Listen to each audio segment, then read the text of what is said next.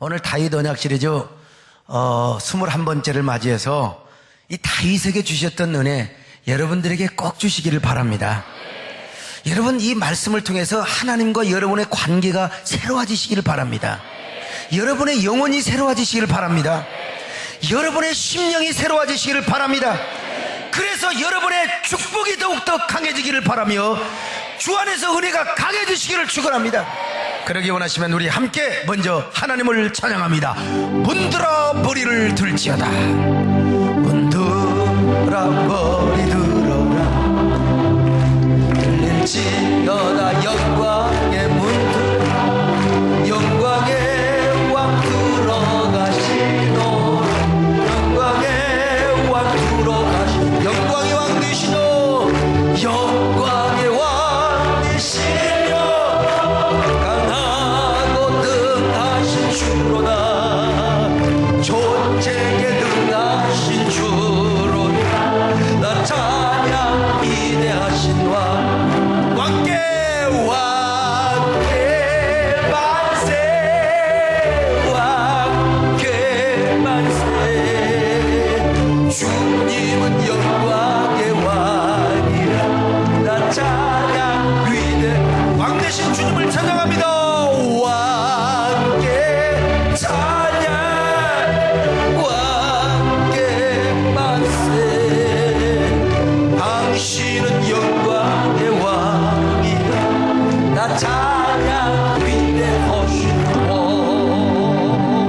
지난 시간에요, 다윗이 걸어갔던 왕도의 세 가지 길을 말씀을 드렸습니다.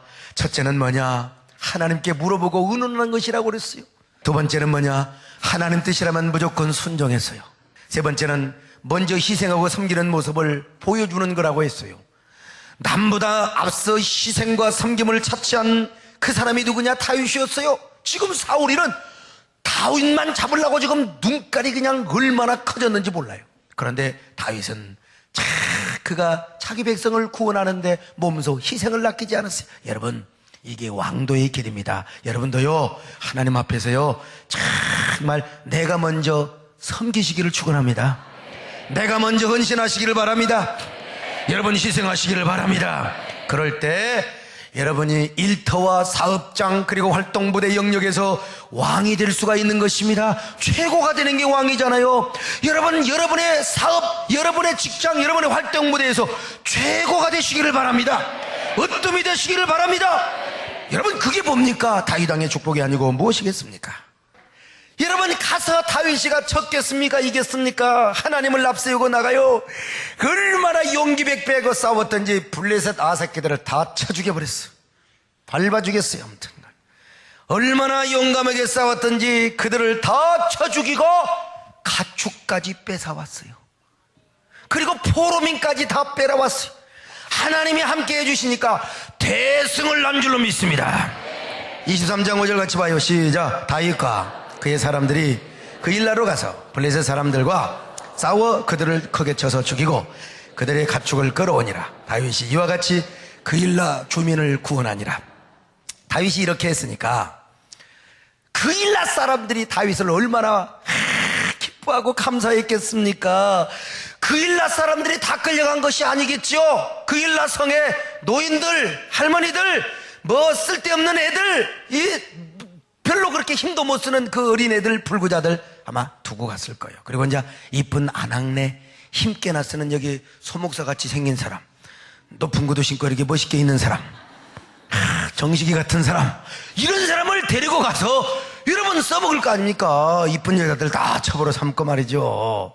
그러니까 어떤 경우는 부인은 끌려가고 남자는 남았을 것이고, 어떤 경우는 또 남편은 끌려가고 부인이 있을 것이고, 어떤 경우는 또 부부가 다 끌려가고 누가 있어요? 애새끼들만 남았을 것이고. 그런데 다윗이가 가서 요 블레셋 아들을 다 쳐버리고 이산 가족들을 다 다시 붙잡아서 상봉을 하게 만들었으니 여러분, 얼마나 감사했겠어요. 저 그일라 백성들은 처음에 자기들이 잡혀갔을 때 사울이가 와서 구원해 줄 줄 알았어요. 근데 사울이는 진작 전혀 관심도 없어요. 다윗만 잡으러 다니려고 막 혈안이 급급해 있어요. 그런데 생각지도 않았던 다윗이가 자기들의 메시아로 와가지고 등장해가지고 쫙 수백 명의 군사를 거느리고 와서 여러분 저녁에 기습 공격을 해야 되는 거예요. 기습 공격으로 팍 공격을 하니까 이렇게 설교를 하니까 되게 졸아요. 졸 수가 없지. 여러분 기습 공격을 했어요. 이렇게 할 수도 있지만 쫙 하니까 어떻게 눈을 감아요? 그래서 기습 공격을 해가지고 다윗이가 그 모든 포로민들을 찾아왔어. 구원해 주었어요. 아니 다윗은 어떤 형편입니까? 목숨조차도 부지하기가 힘들어요. 식솔들을 거느리고 있는데 그런데 목숨을 걸고 와서 자기들을 구원해 주었으니 얼마나 하나님의 은혜가 감사했겠습니까 여러분요. 다윗의 마음을 감동해가지고 자기들을 구원해 줬으니 얼마나 하나님의 은혜가 컸겠느냐 이 말입니다. 그래서 막 다윗에게 엎드려 절도했을 겁니다. 너무나 고맙다고 막 춤을 추면서 노래를 불렀을 거요. 우리식으로 말하면 막 꽹과리를 치고 소구를 치고 장구를 치면서 꿰지나 징징 너네 꿰지나 징징 노래를 불렀을 거예요. 그런데 그런 사람 그런 노래 불렀겠어요? 주님 앞에 너무나 감사해서 주여 이 기쁨 주님이 주셨습니다. 이 은혜 주님이 주셨습니다. 여러분 노래를 불러요. 아마 축제 밤새워 철야 축제를 했을 겁니다. 할렐루야. 오, 이 기쁨 주님 주신 것. 오, 이 기쁨 주님 주신 것. 오, 이 기쁨 주님 주신 것. 주께 영광 할렐루야. 주만 찬양. 오, 이 은혜. 오, 이 은혜 주님 주신 것. 오, 이 은혜 주님 주신 것. 오, 이 은혜 주님 주신 것. 주께 영광 할렐루야. 주만. 그런데 어떤 복종알이 없는 인간이 다윗이 그일라 백성을 구원했다고 사울에게 가서 또 신고를 한 거예요. 아니 세상에 별 사람이 다 있다니까. 아니 그일라 백성을 구원해 줬으면 그게 좋은 일 아니요? 자기하고 무슨 상관이 있게 들어가서 다윗에게 좋은 일을 한 것을 사울에게 고아 바치는 거예요. 그래가지고 빨리 사울이가 다윗을 잡으러 오라고. 여러분 세상에는 참 별 인간들 다 있습니다.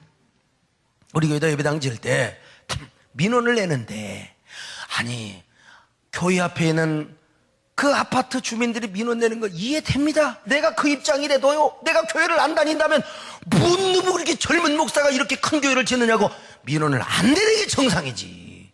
이해돼요. 근데 아니 왜 자기 앞집에도 아닌데 저 멀리 있는 사람이 함께 민원을 내? 아파트 연대 모임이라고.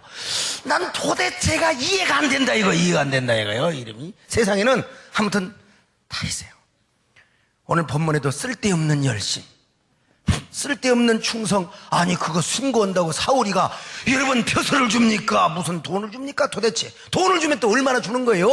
그래서 지금 사울에게 지금 다윗이가 어디에 숨어 있느냐? 그일라 성에 있다고 딱 신고를 하는 거예요. 이 사울이가 이 소리를 듣고 뭔 줄 아십니까? 쥐가 언제 또 하나님을 믿었다고? 하나님이 나를 사랑해서 다윗을 내 손에 붙여주었다고. 착각도 유분수지. 여러분 오고 가는 착각 속에 너와 내가 헷갈린다? 이 사울이가 지금 헷갈리게 만드는 거예요. 도대체 자기가 언제 하나님을 믿었다고. 자 23장 7절 같이 봅니다. 시작. 다윗이 그일라에 온 것을 어떤 사람이 사울에게 알림해 사울이 이르되 하나님이 그를 내 손에 넘기셨도다. 그가 문과 문 빗장에 있는 성읍에 들어갔으니 갇혔도다. 그래서 이제 사울이가 지금 군사를 모아가지고 그일라로 가는 거예요. 여러분 광야의 숲속에 숨어 있으면 이거 찾기가 힘들어요. 그런데 벌써 성이 있어요. 그 성 안에 들어있으면 성만 포기하면 끝나는 겁니다. 그래서 하나님이 나에게 그를 붙여주었다고. 그래 23장 8절 같이 봅니다. 시작. 사울이 모든 백성을 군사로 불러 모으고 그일라로 내려가서 다윗과 그의 사람을 에워싸려 하더니. 자, 근데 여러분 뛰는 놈이에 나는 놈이 있는데요. 그렇게 딱 포위를 하려고 하는데 그때 다윗이가 사울의 음모를 알아차리게 되어버린 거예요. 하나님은 어떤 분이냐? 음모를 알게 하시는 하나님인 줄로 믿습니다. 음모를 감사하게도 다윗이가 그 낌새를 차려버렸다 이 말이. 여러분, 여기 소목사도요 항상 교회 안에 처박혀가지고 맨날 내실 있는 목회, 우물 안에 개구리 목회를 하면 얼마나 좋겠어요. 오는 사람 기도해주고 또 맨날 신방 다니고 교회 안에서 맨날 빙글빙글 교구를 돌아다니고 얼마나 좋겠습니까? 신방도 더 많이 하고 아무래도 성도들 얼굴도 더 마주치고 얼마나 좋아요. 그러면 양적인 성장, 질적인 성장, 그리고 재정적인 성장, 아마 숙적인 성장 아마 더 많이 이루어질 거예요. 그런데 여기 집회하고 여기 세미나 강사 다니고 어제 같은 경우는 또 신학 심포지엄 또 다녀오고 각종 모임과 회의들 낄 때 안 낄 때 아무튼 간에 약방에 감초처럼 다 끼고 다녀요. 이런 의미에서 제가 좀 손해를 보는 경우가 많습니다. 서울 한번 나갔다 오면, 내가 이 꼴짝에서 서울 한번 나갔다 오면 얼마나 시간이 걸리는데, 그냥 내일 아침에 또 여의도 가야 돼. 국민일보 비전클럽에 제가 가야 되는데, 여러분 좀 그 시간에 잠 좀 자고 그 시간에 좀 더 내가 좀 내쉬는 시간을 가지면 얼마나 좋겠습니까? 그러지? 나도 여러분 그런 생각을 왜 안 해보겠습니까? 그러나 우물 안에 개구리로 사역하는 것보다 할 수만 있으면 제가 받은 은사와 제가 받은 영향력을 좀 더 확대 지경을 넓혀가지고 한국 교회를 할 수만 있으면 섬기고 살리고, 교계를 섬기고 교계를 위하여 헌신하여, 그래서 여러분요 하나님이 하나님 나라 확장하는데 부족한 종을 조금이라도 썼다 이거요. 그래서 이제 하나님이 상급을 주시고 보상을 주시고 여러분에게 천국에서 주식배당, 그리고 이 땅에 살면서 주식배당을 나눠준다면 하나님이 나에게만 줄 것 같습니까? 여러분에게도 동일하게 주신다 이거예요. 여러분, 나하고 똑같이 주식배당을 나눠준단 말이요. 그래, 나는 여러분이 파송한 대외 선교사라 이 말입니다. 바다 건너갈 때 해외 선교사요, 여러분 국내에 있을 때 국내 선, 여러분을 대표해서 내가 지금 뛰고 있는 겁니다. 할렐루야. 영치기 영차. 그러면 여러분들이 잘한다, 우리 소목사님 잘한다, 박수를 쳐줘야 돼요. 에이, 아니 내가 지금 박수 치란 말이 아니고 원래 쳐줘야 된다 이거요.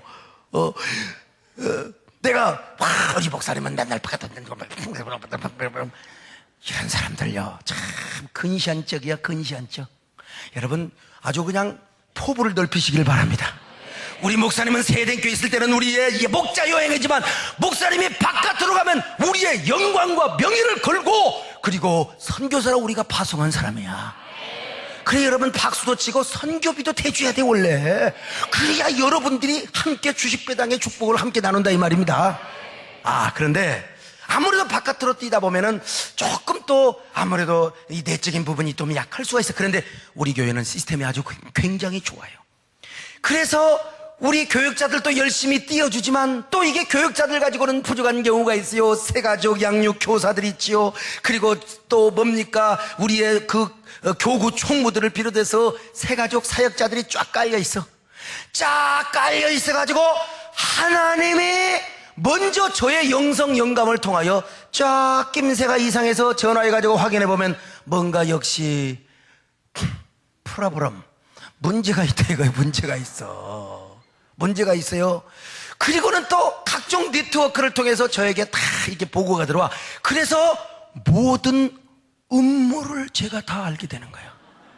아무리 생명나무 우거진 골짜기의 교회라 할지라도 언제나 하나님도 우리에게 은혜 주려고 예비하지만 사탄이도 우리에게 시험 주려고 함께 예비하고 있어요. 여러분, 사탄이도. 그러니까 사탄에게 쓰임받는 얼굴 새카만 눈동자의 사람들을 그 음모라고 하는데, 그 음모를 제가 다 알게 되는 거예요. 그러니까 그 음모를 미리서 차단하게 되고, 그리고 생명나무 골짜기로 인도하게 하는 목회를 하나님이 허락하신다 이 말입니다. 이게 여러분요 하나님의 은혜인 줄로 믿습니다. 하나님의 은혜. 그러니까 저는 목회를 어떻게 하느냐, 은혜로 한다 이거죠. 은혜로요. 여러분에게도요 하나님의 알게 하는 은혜가 있기를 축원합니다. 아내들이여, 남편이 바람 피우는 낌새가 있을 때 남편의 음모를 미리서 아는 역사가 있기를 바랍니다. 하나님은 알게 하시는 하나님이요, 우리가 어떻게 합니까? 내 영혼에 햇빛이 비쳐야 한다 이겁니다. 여러분요, 내 영혼에 햇빛이 비쳐 영감이 충만하시기를 축원합니다. 내 영혼에 햇빛 비쳐 주여와 찬란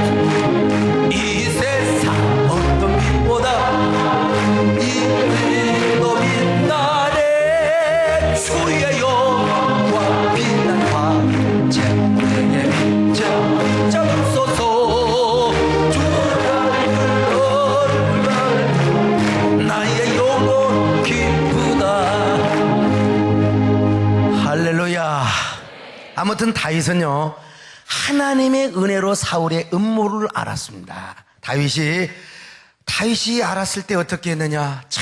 다윗은 진짜 하나님 앞에 이쁜 짓거리만 골라가면서 하는데 하나님께 물어봐요. 뭘 가지고 물어보느냐? 하나님은요, 다윗에게 얼마나 복을 주었는지 에봇을 가져오게 만들었습니다.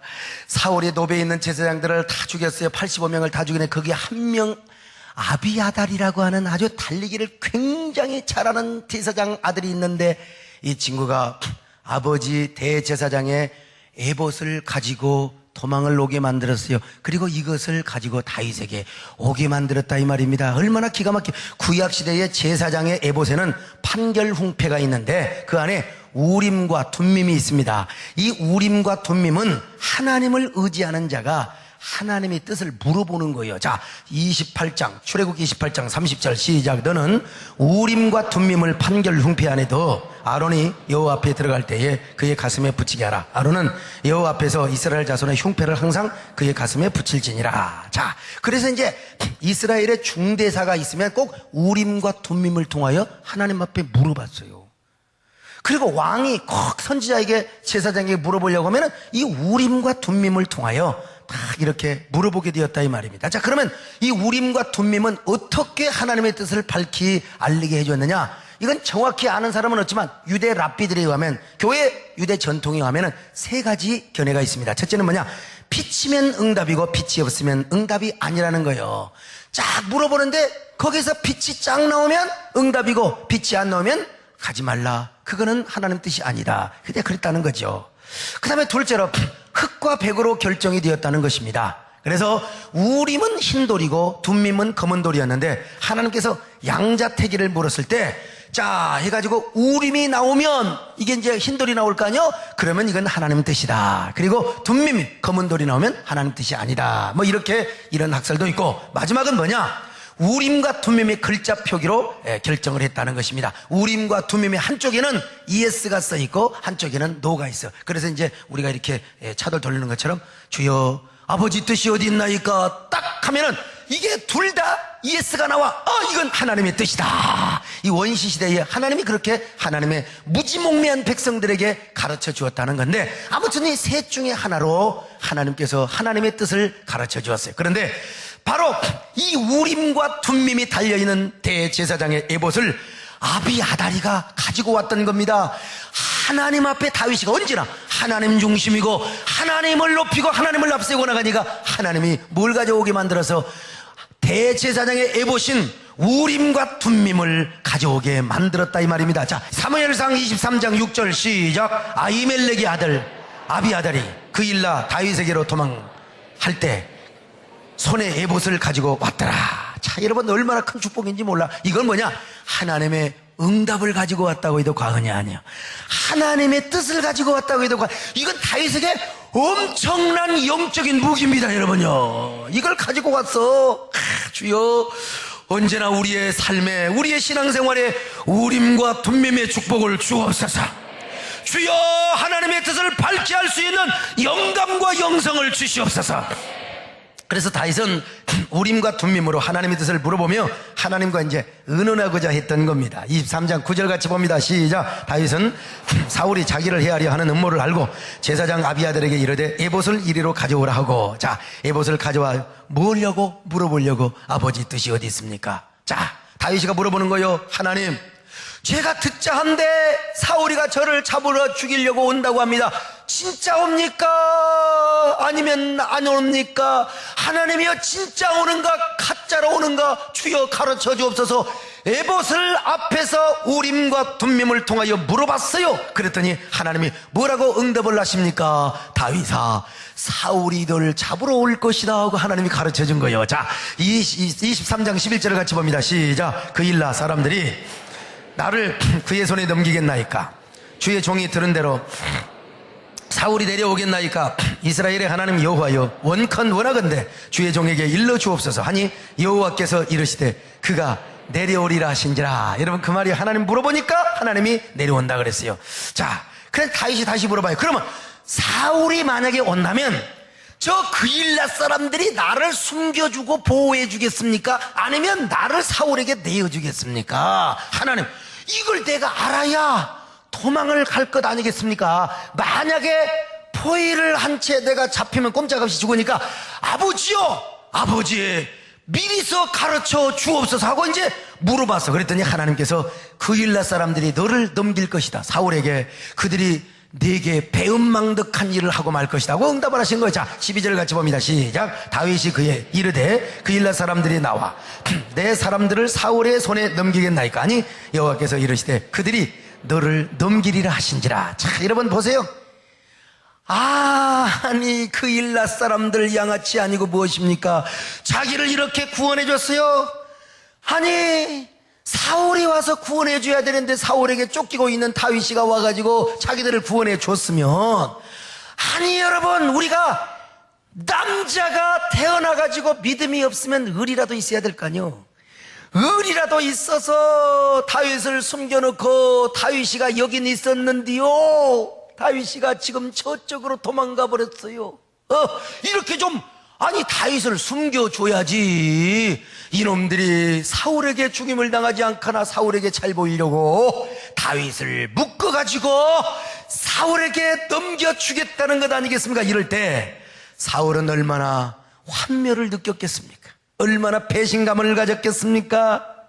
그렇게 며칠 전까지만 해도 이 기쁨 주님 주신 거 다윗 앞에 와서 큰절을 하면서 천시 만만시 하고 절을 했던 인간들이 세상에 이 다윗이가 세상에 인심이 일어나 보구나, 얼마나 기가 막히고 쓰디쓴 인생의 맛을 느꼈겠습니까? 그래서 다윗은 그런 쓰디쓴 마음, 배은망덕한 마음으로 인하여 처참하고 쓰리고 처참한 마음을 안고 여러분 도망을 갑니다. 혼자 도망가는 것도 아니고 수백 명의 식소를 거느리고 도망을 가요. 자, 그러면 다윗의 권위가 어떻게 되었겠어요? 그러니까 대왕을 하죠. 그러니까 오야봉이시여 그랬겠죠. 그러니까 오야봉이시여, 우리가 저놈들을 도와주지 말자고 했지 않습니까? 차라리 우리가 헬의 수풀에 숨어 있자고 했지 않습니까? 이럴 때 다윗이가 할 말이 없을 거 아니에요. 하나님의 명령에서 그래서, 그럼 그 하나님은 왜 그러냐고 뭐라고 대답을 했겠어요, 다윗이가. 그래서 아무 소리도 안 하고 정말로 비운의 눈물을 흘면서 비어도 배신의 눈물, 이게 바로 배반의 계절이라고 하는 거예요. 배반의 계절에 배신의 눈물을 흘리면서 여러분, 그래서 이제 도망갈 수 있는 데까지 도망갔어요. 그런데 사울이 이 사실을 알고 어떻게 했느냐, 그 일나로 가는 건 또 중단을 했네요. 그러나 사울은 계속해서 다윗을 잡기 위하여 그가 도망간 곳을 찾아내려고 혈안이 급급했어요.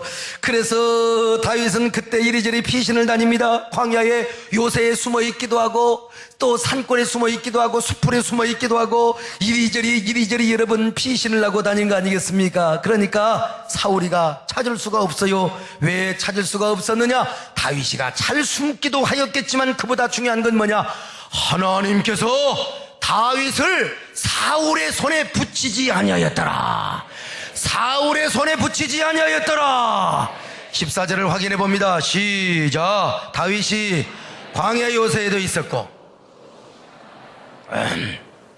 사울이 매일 찾되 하나님이 그를 그의 손에 넘기지 아니하시니라.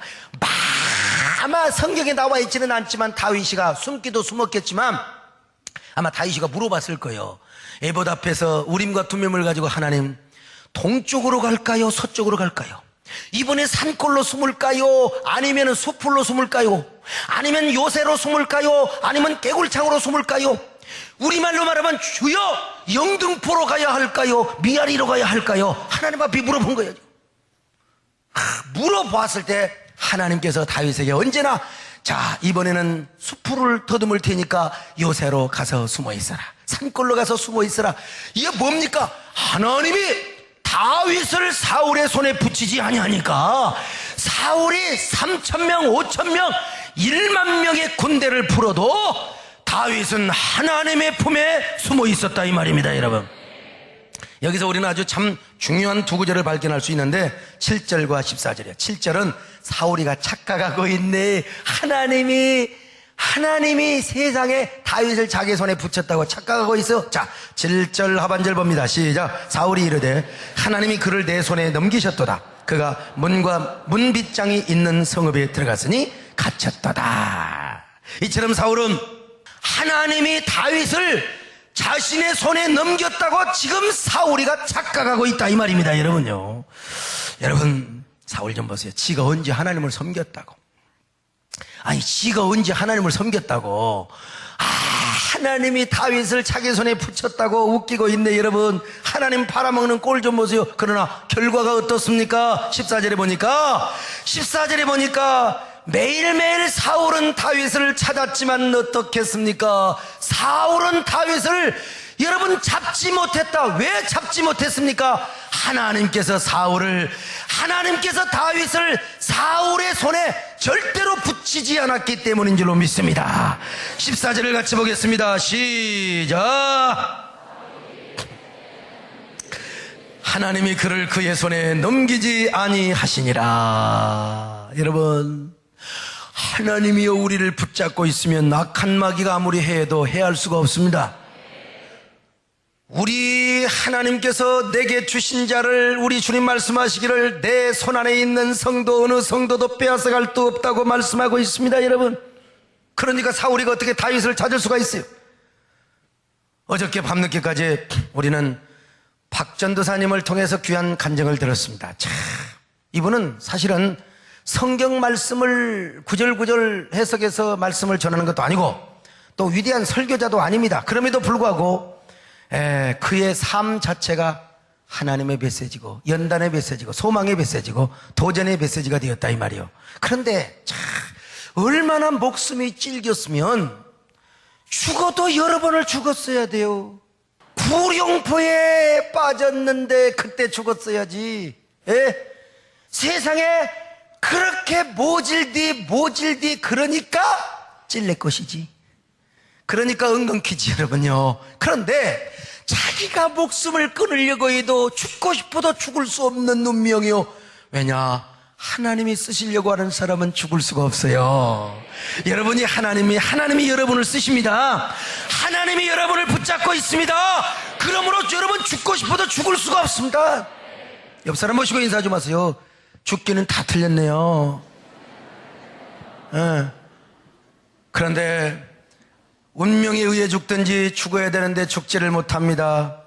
그 운명을 초극하고 그 모진 팔자, 그 억센 찔레꽃 같은 운명, 그런 거 다 극복하고, 그리고는 돈도 이제 때려치우고, 이제는 학원도 때려치우고, 이제는 그분은 이것이 인생이다, 이것이 역전이다, 이것이 하나님의 손길이다, 나를 다듬고 쓰시는 하나님, 자기를 자랑하는 것이 아니라 자기를 다듬고 쓰시고 자기를 사용하여 진짜 인생에 빠지고, 그리고 아주 쫀쫀한 사람들까지도 다 감동을 시키는 사람으로 하나님이 쓰신 거예요, 여러분요.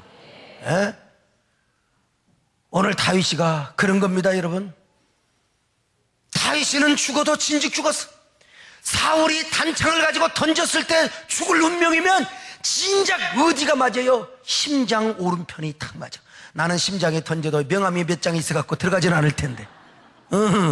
여러분, 다윗이는 죽어도 진즉 죽었을 거요, 진즉. 그런데 여러분, 사울이 다윗을 잡아 죽이려고 암살자들을 깔아놓고요, 암살자들을 깔아놓고요, 정본들을 깔아놓고, 그러면 다윗의 원수들은 또 무슨 상급을 받는다고 이렇게 드글드글 많으냐 이 말입니다. 그런데 그런 상황 속에서 여러분, 다윗은 안 죽습니다. 모진 그 인생, 모진 찔릴 것 같은 남자 아닙니까, 다윗이가. 그러나 하나님이 다윗을 사울의 손에 붙이지 아니하니까 다윗은 죽을 수가 없습니다. 하나님만이 그를 축복하시고 그를 붙잡아 주신 줄로 믿습니다. 오늘 여러분에게도 이런 은혜가 있기를 축원합니다. 사탄이, 여러분, 지금도 사탄은 어떻게든지 여러분들을 쓰러뜨리려고, 여기 소목사도 여러분 예외가 아닙니다. 여러분뿐만 아니라 여러분의 자녀들도 그저 사탄은요 망하게 하려고 하고 탈선하게 하고, 주의 종의 자녀도 여러분 예외가 아니요. 우리 아들놈이요 중고등학교 다니면서 얼마나 친의 엄마 속을 썩였는지 몰라. 그렇다고 경찰서 간 적은 하나도 없어요. 왜? 우리 아들은 머리가 좋아가지고 항상 데드라인에서 탁. 참 얼마나 감사한지 알 수가 없어요. 그리고 또 그런데 하나님께서 기도하니까 하나님이 그 아들을 붙잡아 주시니까 할렐루야. 여러분, 그렇게 키도 크고 인물도 좋고 공부도 잘하고 대학도 괜찮은 데 다니고 말이죠. 참, 여러분, 하나님이 붙잡고 있으면요, 아무리 사탄이가 풍지박살나게 하여도 절대로 그 길로 갈 수가 없는 것은 하나님이 우리를 붙들어 주시기 때문입니다. 그러므로 여러분, 하나님이 여러분의 영혼을 오른팔로 붙잡고 있는 한 여러분은 끄떡하지 않습니다. 하나님의 전능한 손이 여러분을 붙잡고 있는 한 절대로 사탄이가 우리를 빼앗아갈 수가 없습니다. 여러분의 건강과 생명을 붙잡고 있는 한 신종플루가 왔다가도 에라이 도망가버리자, 그런 은혜가 있게 될 줄로 믿습니다. 여러분, 하나님이 여러분의 사업을 붙잡아주는 한 여러분의 사업이 끄떡이 없다 이 말이요, 직장이 끄떡이 없다 이 말이요, 가정도 끄떡이 없다 이 말입니다. 할렐루야. 우리가 하나님 앞에요, 하나님의 전능하신 손, 그래서 저 사도행전 11장에 보니까 주의 손이 함께하는 교회가 나옵니다. 여러분, 우리 교회는 주의 손이 함께 하시길 바랍니다. 여러분의 인생도 주의 손이 함께 하시기를 축원합니다.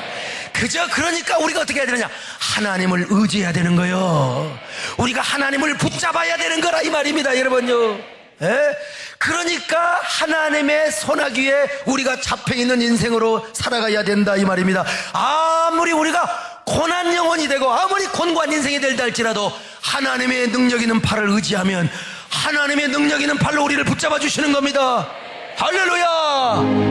고난내 영어 편히 쉴고 풍랑으로도 안전한 복음까지 더 다스리시는 주의 영원한 팔, 주의 영원하신 팔 함께 항상 나 어떠시 어느 곳에 가는지 요동하지 않아 주의 팔을 나의 믿음이 연약해져도 나의 믿음이 연약해져도 미리의 비와 힘을 주시는 위대할 때도 앞으로 가시는 주의 영원한 팔, 주의 영원하신 팔 함께 하시네. 항상 나를 붙드시네 어느 곳에 가든지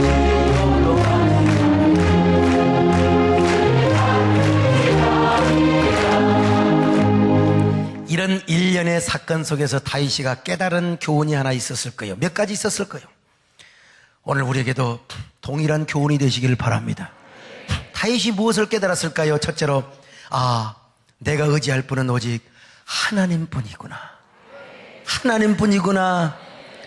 다윗은 아마 한동안은 그 일레 사람은 자신의 아군이라고 생각했을 거예요. 내가 구해줬으니까 나의 친구라고 생각했을 거예요. 그런데 설마가 사람 잡는다고 설마했던 그놈들이 자기를 배신해요 사울에게 자기를 넘겨준대. 여러분, 이런 양아치 같은 나쁜 놈들이 어디가 있어요? 자기의 친구라고 생각했던 세상의 은인도 몰라요. 구원을 해줬던 은인도 몰라봐요. 세상에 은혜를 원수로 갚았던 이런 양아치가 어디가 있어요? 다윗은 아마 분통이 터져서 이런 세상에 망치를 입으로 깨물어도 내가 속이 시원하지 않을 에라이 그 일라 이놈들아 이런 생각이 들고도 남았을 거야 그냥. 그러면서 다윗은 깨달은 것이 하나 있어요. 이 세상에 의지할 놈들은 하나도 없다 이거야. 누구도 믿을 놈이 없어. 누구도 나의 진정으로 의지할 분은 누구냐? 하나님이라 이거요. 하나님이라 이겁니다. 하나님이 나의 의지가 되십니다. 하나님이 나의 피난처가 되십니다. 그러므로 다짐했을 거요. 다윗이가 또 다짐하고 또 결심했을 거요. 도망을 가면서 눈물로 도망을 가면서 이제 내가 하나님만을 의지하리라. 하나님, 내가 하나님만을 의지하겠습니다. 그리고는 다윗이야만 눈물을 머금고 이렇게 고백할 겁니다. 주님, 이제 죽는 그날까지 내가 주님만을 의지합니다. 내가 누구를 의지하겠습니까? 내가 의지할 분은 당신밖에 없습니다. 내가 그일라 사람을 의지하겠습니까? 십광야 사람을 의지하겠습니까? 내가 누구를 의지하겠습니까? 하나님만을 의지합니다.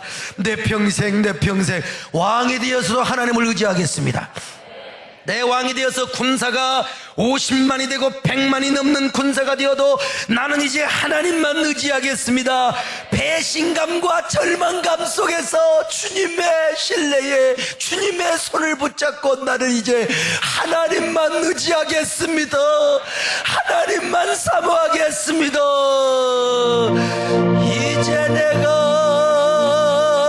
자네만을 의지하리로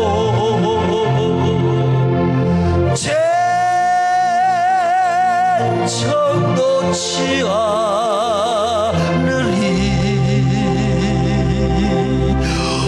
주님께서 나를 살리셨네. 전혀 알지 못했던 은혜일세.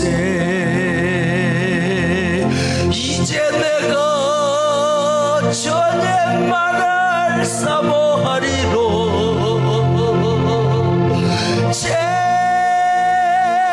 정놓지 않으리.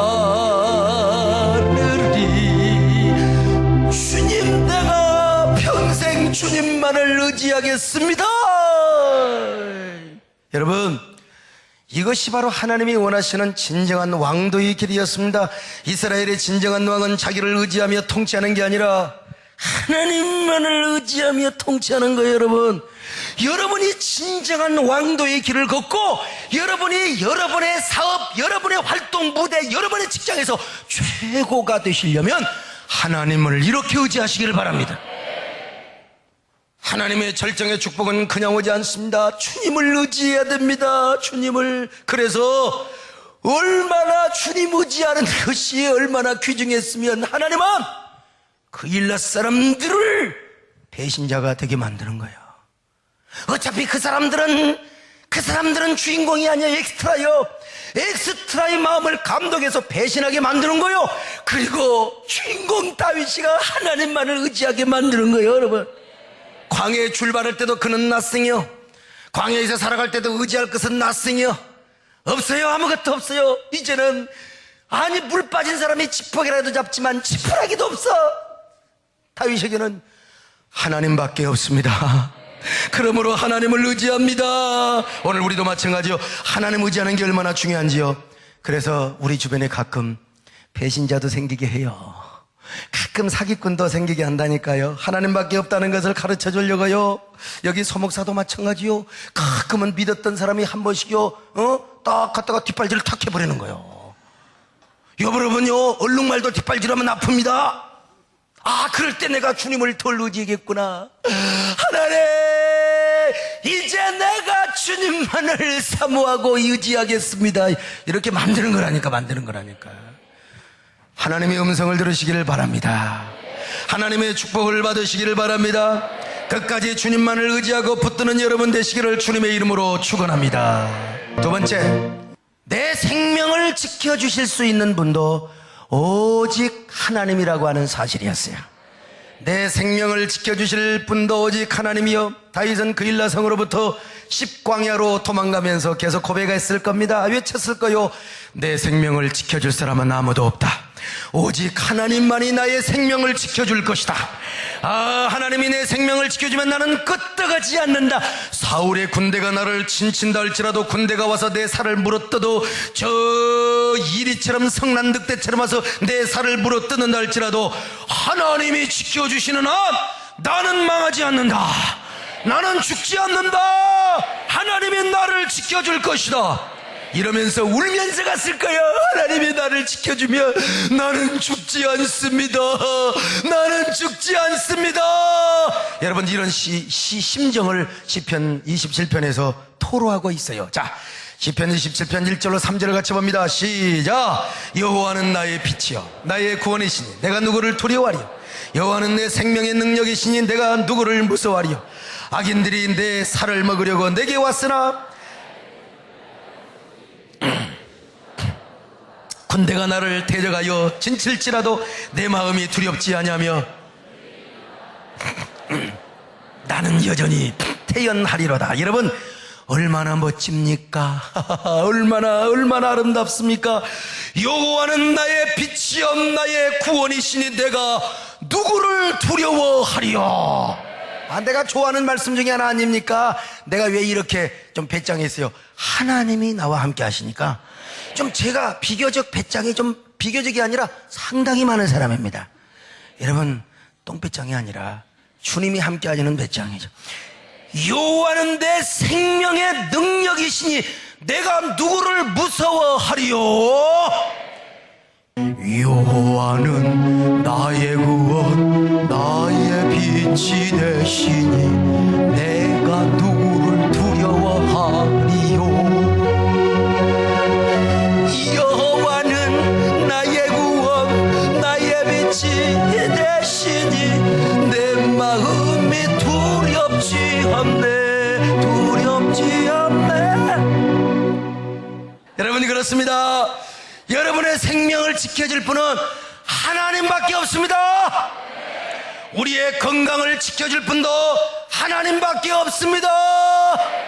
여러분의 사업, 물질, 가정, 여러분의 명예, 권력, 여러분의 힘, 여러분의 생명 지켜줄 분은 하나님밖에 없습니다. 믿으시기를 바랍니다. 그러므로 하나님을 더 사모하시기를 바랍니다. 하나님을 더 붙드시기를 바랍니다. 여러분, 신정도 하나님이 허락해야 되는 거예요. 여러분, 우리의 건강도 하나님 붙들어 주시기를 바랍니다. 그러기 위해서 하나님을 더 사랑하시기를 바랍니다. 마지막 세 번째로, 다윗은 하나님의 역사를 깨달았을 거예요. 사울은 하나님께서 다윗을 자기 손에 붙였다고 생각해서, 그런데 하나님이 안 붙여줬다니까 착각만 하고 있었죠. 사울은 다윗이 도간에 든 쥐라고 생각했는데 와서 보니까 토끼 해버렸잖아요. 참, 와서 보니까 튀어버려서 36개라요. 하여간 사울이 쫓아오면 다윗은 더 빨리 도망가는 하나님의 축복. 왜? 우림과 둠밈을 통하여 하나님의 뜻을 안 거야. 사울이 어떤 마음을 품고 어떻게 오고 있는가를 미리서 알아버렸어. 그런데 참, 여러분, 도망가게 하였을 뿐만 아니라 하나님은 다윗에게 기가 막힌 은혜를 주셨습니다. 어떤 은혜를 주셨느냐? 지금 다윗이가 도망가고 그렇게 정말 피하는 사이에 하나님이요, 다윗의 추종자들을 벌써 200명이나 벌써 올려줘 버렸어요. 200명이나. 아니, 세상에 400명에서 벌써 600명이 돼버렸어요. 원래는 400명에서. 자, 22장 2절 같이 봅니다. 시작. 환난 당한 모든 자와 빚진 모든 자와 마음이 원통한 자가 다 그에게로 모였고 그는 그들의 우두머리가 되었는데 그와 함께한 자가 400명이. 근데 여러분, 400명에서 200명으로 금방 들어버렸어요. 자, 23장 13절 시작. 다윗과 그의 사람 600명가량이 일어나 그 일날을 떠나서 갈 수 있는 곳으로. 아니, 세상에 분명히 저 아둘람 동굴에서 모압에 도망갈 때까지만 해도 400명 했어요. 그런데 여기 와갖고 그일라에서 블레셋과 싸우고 사울레오부터 도망가는 그 사이, 그 중간에 하나님은 200명이 부흥을 해버렸어요. 200명이. 아무튼 간에 여러분, 생각해보세요. 아니, 지금 다윗은요, 따라다녀봤자 모험이요, 이거 죽는 거예요. 잘못하면 죽는 거예요. 그런 어려움 속에서 오히려 400명 가운데 100명이 줄어들 수가 있는데 어떻게 그 와중에 200명이 늘어나느냐. 이거는 하나님의 역설의 은혜인 줄 믿습니다. 하나님의 역설의 은혜요. 참, 인간적으로 볼 때는 짐이 될 수 있을지 몰라요. 움직이기도 쉽지 않고 먹는 것도 용이하지 않아요. 그러나 여러분, 그들도 군사요, 군사. 그러니까 다윗에게 얼마나 힘이 되고 얼마나 용기가 되고 얼마나 동지가 되었느냐, 이 말입니다. 여러분, 우리 하나님은요, 어려움 가운데 은혜를 주시는 하나님이십니다. 뭐 안 되는 것 같아도 하나님이 함께 하시면 사람이 따르게 하시는 겁니다. 안 되는 것 같아도 매출이 올라간다, 이 말입니다. 매출이 벌써 얼마요? 30% 이상이 올라버렸잖아, 지금. 이 400명에서 200명이 더 늘어버렸으니까 30몇 프로가 올라버렸어. 여러분, 사업장에 이런 은혜가 있기를 바랍니다. 자, 우리 세대교가 매년 25% 30% 부흥을 하는데 올해는 30%를 여러분 달성할 수 있기를 바랍니다. 뭐 지금 이미 달성했지만 앞으로도 아무튼 주여, 이런 역설적 은혜가 있기를 바랍니다. 이런 역설적 은혜는요, 우리 남편이 조금 부족해도 하나님이 함께 하시면 또 성진도 할 수 있는 거예요. 경기가 좀 힘들어도 하나님이 함께 하시면 물질의 축복도 주실 수 있는 거예요. 좀 우리 애들이 약간 아담화가 조금 덜 들어가서 좀 시험 보는데 기술이 없어도 그날만큼은 또 하나님이 함께 하시면 할렐루야. 올라가 점수가 올라가 할 수도 있는 분이야. 그러니까 여러분, 우리 주님 역설의 은혜를 믿으시기를 바랍니다. 이 길을 열어줄 수 있기를 바랍니다. 여러분, 이것이 뭡니까? 하나님의 왕도의 축복의 길이 아니고 무엇이겠습니까? 누가 이런 역설의 은혜와 축복의 길을 경험합니까? 그런 사람은요, 아무에게나 주지 않아요. 여러분이 역설적 신앙을 가지고 있을 때입니다. 여러분요, 그게 뭐냐? 내가 불평할 조건에도 불구하고, 내가 절망할 조건에도 불구하고 뭐래요? 하나님을 사랑하는 겁니다. 하나님을 도저히 사모할 수 없는 상황 속에서도 하나님을 사랑하는 겁니다. 나의 힘이 되신 여호와여, 내가 주님을 사랑합니다. 내가 망했어도 실패했어도, 내가 적군에게 쫓겨다니면서도 여러분 주님을 사랑하는 거, 이게 뭐냐? 진정한 왕도의 길을 걷는 거 아니겠습니까? 다윗이는 이 왕도의 길을 이렇게 보여주고 있습니다. 시편 18편 1절에서 같이 읽습니다. 시작. 나의 힘이 되신 여호와여, 내가 주를 사랑하나이다. 여러분, 이런 역설적 신앙을 어떻게 고백해야 돼? 아침에도 고백하고, 새벽에도 고백하고, 잠잘 때도 고백하고, 그리고는 오줌 쌀 때도 고백하고, 밥 먹을 때도 고백하고, 할렐루야! 그렇게 고백을 하니까 우리 하나님께서 역설적 축복을 주시는 겁니다. 그래서 훗날 사울에는 끽하고 다윗이가 쫙 왕궁을 접수하게 되어 예루살렘의 성벽을 세워 다윗성을 탁 한 거 아닙니까? 우리가 이런 주인공이 되시길 바랍니다.